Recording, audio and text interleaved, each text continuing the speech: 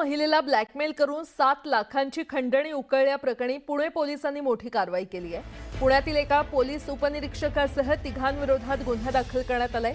Police आयुक्त अमितेश कुमार यांनी ही मोठी कारवाई केलेली आहे। दामिनी पथकातील रील स्टार सोनाली हिंगे हिचा देखील समावेश आहे आणि पोलीस उपनिरीक्षक बडे, कर्मचारी तायडे आणि सोनाली हिंगे अशी गुन्हा दाखल झालेल्यांची नावे आहेत। पोक्सो अंतर्गत गुन्हा दाखल करून अटक करण्याची भीती दाखवत खंडणी उकळली होती।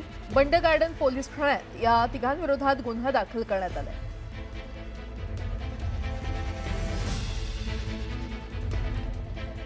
नाशिकमधून मोठी बातमी। नाशिकमध्ये सत्ताधारी पक्षाचे 2 नगरसेवक आणि 3 नगरसेवक पतींची नाशिक पोलिसांकडून चौकशी करण्यात आलेली आहे।